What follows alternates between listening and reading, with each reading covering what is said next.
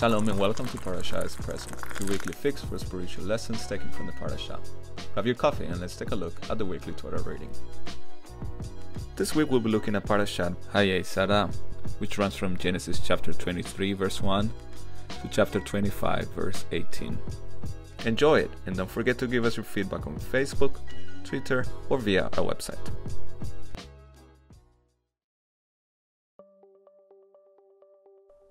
I love you. 3 very simple words that can change your life forever.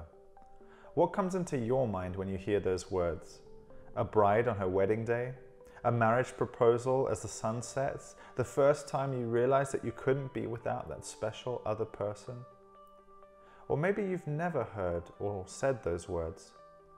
In either case, isn't it true that we would give everything we have to love and be loved? Advertisers have picked up on this and use sex and love to sell anything from cars to clothes. Even the Beatles recognized this. All you need is love, right? Well, actually, yes. Love is the topic of our parasha this week, and it's a romance story. Isaac has come of age, and Abraham has decided that before he dies, he wants to make sure his son gets married to a nice Jewish girl and not to any of the pagan trash from the surrounding villages. He commissions his servant to make the long journey to his family to try and find a suitable and far-removed relative to become Isaac's wife. And so the servant sets off.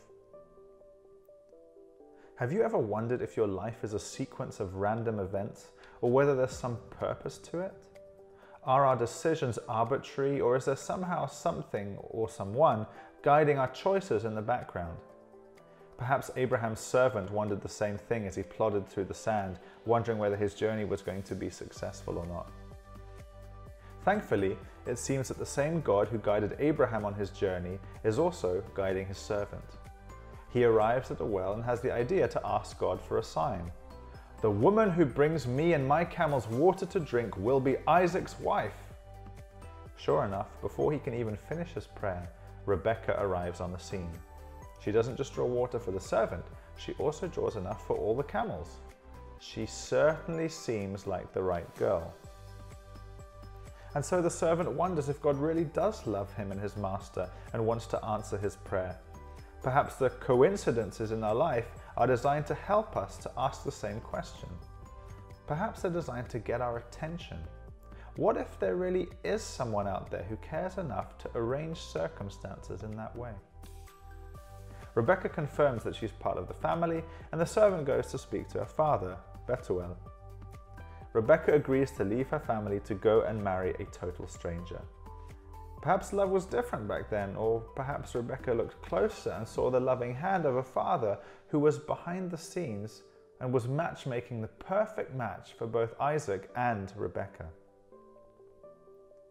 Isaac finally gets to meet his princess and confirms what the Beatles wrote thousands of years later. Love really is all you need. Great, you may be thinking, I'm happy for them, but what about me?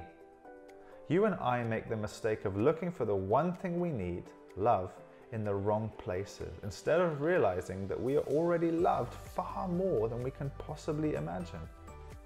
God, despite allowing our free choice, directs the circumstances of our lives so that we can realize that there is someone who cares about us.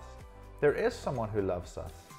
And this divine love is better than human love because it is unconditional, no strings attached.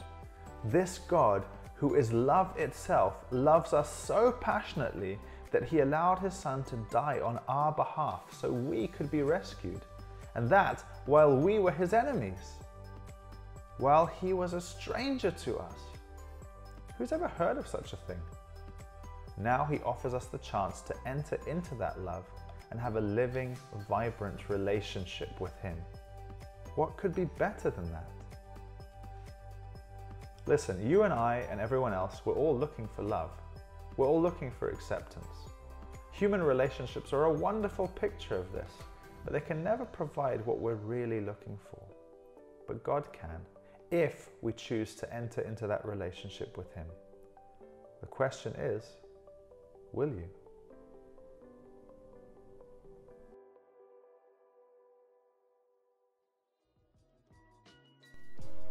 That's it for this episode. we hope you enjoyed our Parasha Espresso.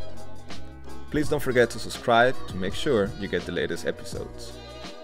We'd love to hear from you, so please get in touch with us on Facebook, Twitter, YouTube, or via our website at judenfürjesus.de.